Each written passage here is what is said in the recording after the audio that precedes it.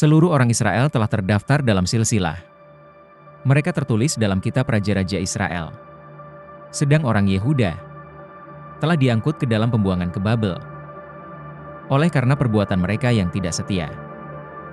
Dan orang-orang yang mula-mula menetap kembali di tanah-tanah milik mereka, di kota-kota mereka, ialah orang Israel awam, para imam, orang-orang Lewi dan para budak di bait Allah.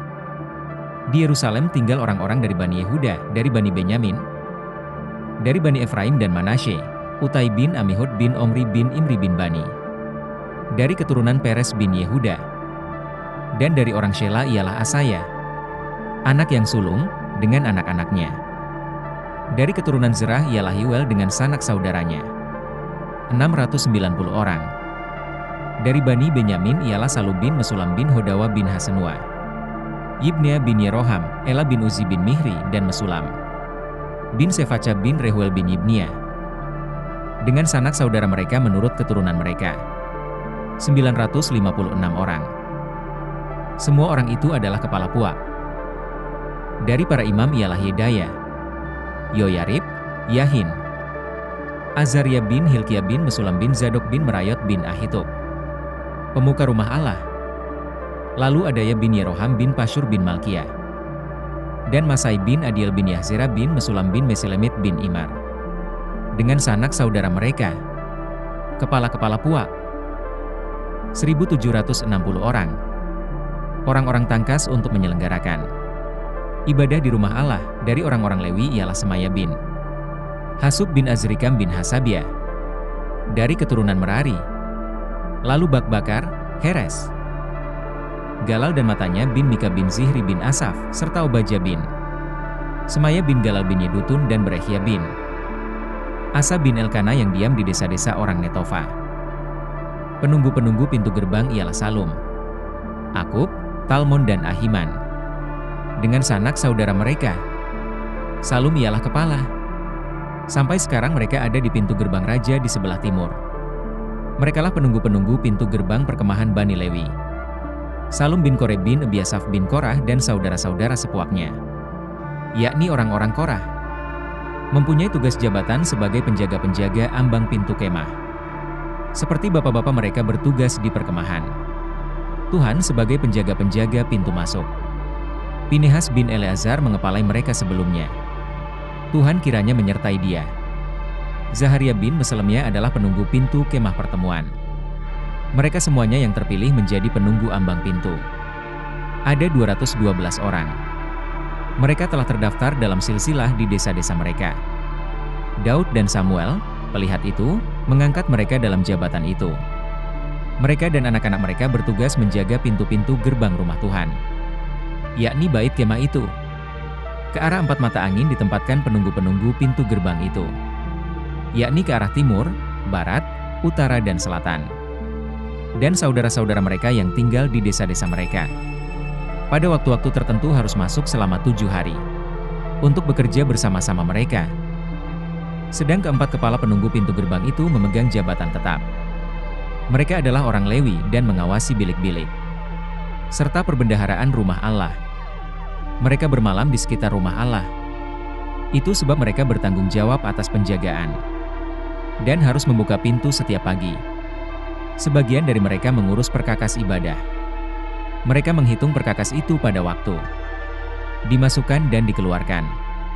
Sebagian dari mereka ditugaskan mengurus perabotan, yakni segala perabotan tempat kudus, dan mengurus tepung yang terbaik, anggur, minyak, kemenyan dan rempah-rempah. Sedangkan beberapa orang imam menyediakan campuran rempah-rempah.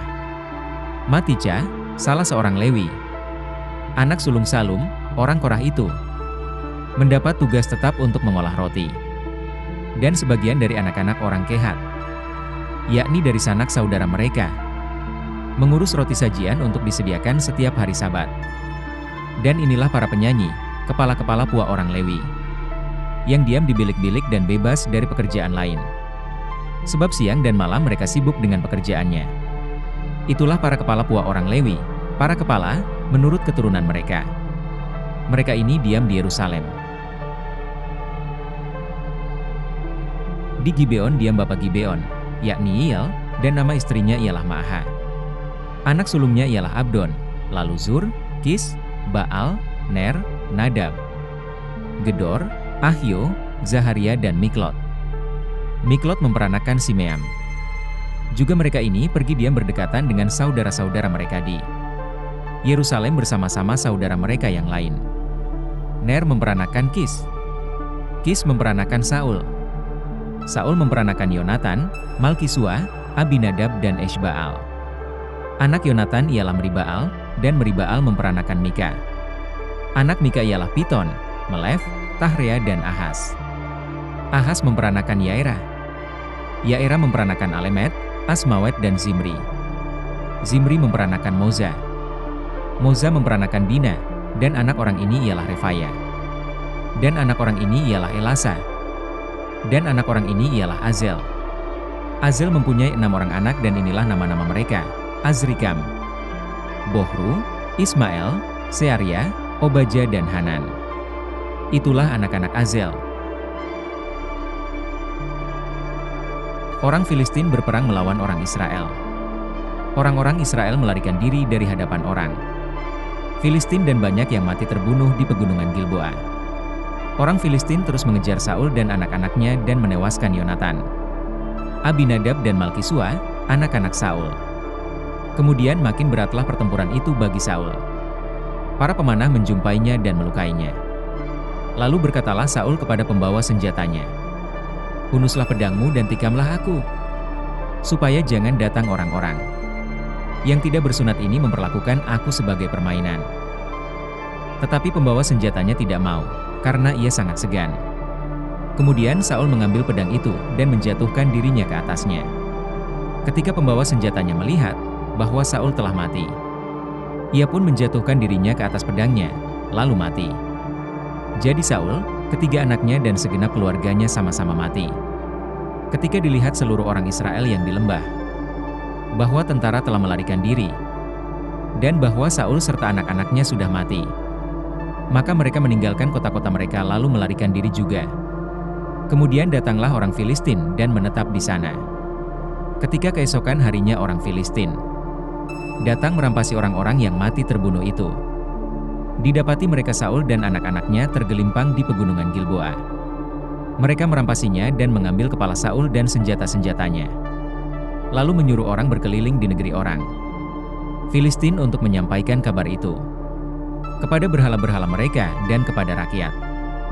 Kemudian mereka menaruh senjata-senjata Saul di kuil Allah mereka. Tetapi batu kepalanya dipakukan mereka di rumah Dagon. Ketika seluruh Yabes Gilead mendengar tentang segala yang telah dilakukan orang Filistin terhadap Saul, maka bersiaplah segenap orang gagah perkasa, lalu pergi mengambil mayat Saul dan mayat anak-anaknya. Mereka membawanya ke Yabes dan menguburkan tulang-tulang mereka di bawah pohon besar di Yabes.